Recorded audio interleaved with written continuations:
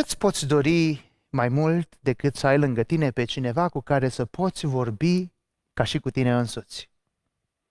Sunt cuvintele scrijelite adânc pe paginile istoriei de marele filozof roman Cicero, descriind astfel unul dintre cele mai complexe fenomene care definește ființa umană.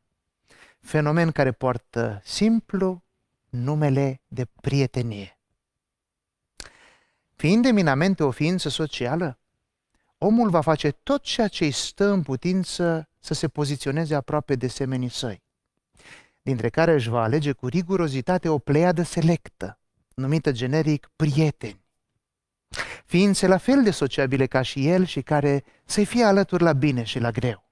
Oameni simpli sau complicați, cu care plăpânda ființă se identifică și cu care este gata să-și împartă chiar și cele mai intime gânduri ale sale. Odată cu modernizarea societății în care trăim, pare însă că realitatea fiecăruia dintre noi s-a schimbat cumva, ireversibil, suferind mutații de neînțeles cu câteva decenii în urmă, atunci când șezătorile păreau a fi poate cea mai frumoasă definiție a prieteniei și când sinceritatea camaraderească, ospitalitatea sau omenia nu puteau fi puse nici de cum la îndoială. Deși suntem acum stăpânii unor tehnologii care pot să unească vestul cu estul, nordul cu sudul printr-o simplă apăsare de buton, punând instantaneu pe același fir al discuției sute sau chiar mii de oameni, ceva pare că nu mai este așa cum era odată. Lumea aceea simplă a fost înlocuită acum de una mult mai complexă și mai strălucitoare, dar impersonală și rece. O lume în care prietenii captivi de acum pe ecranul telefonului s-au transformat cumva pe ascuns în imagini fade, dar atent editate.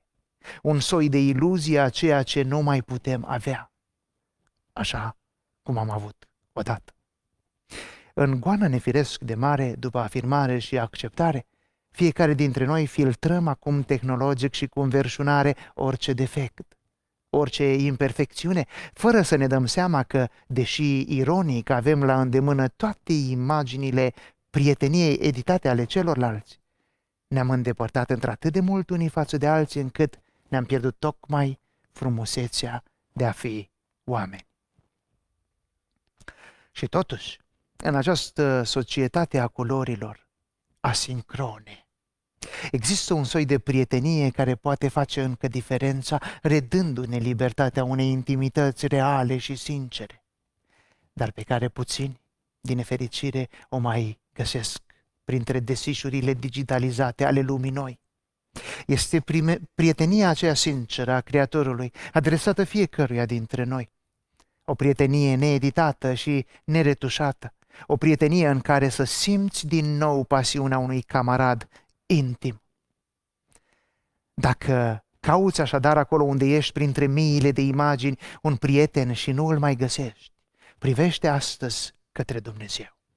El există cu adevărat, contrar cu dezideratele și ubrete ale filozofiei postmoderne și mai mult decât atât, vrea să devină prietenul tău loial. Decizia stă în și doar în mâinile tale. Împrietenește-te cu Dumnezeu și vei avea pace, a fost sfatul marelui Iov, omul care a stat de vorbă cu Dumnezeu. Împrietenește-te cu Dumnezeu și te vei bucura astfel iarăși de fericire, și-a încheiat el frumosul deziderat.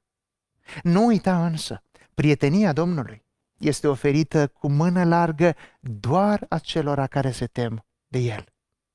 Acolo unde ești așadar, fă ceea ce poate nu ai mai făcut de mult. Deschide-ți inima și șoptește în taină: Doamne, vreau și eu ca Tu să fii prietenul meu.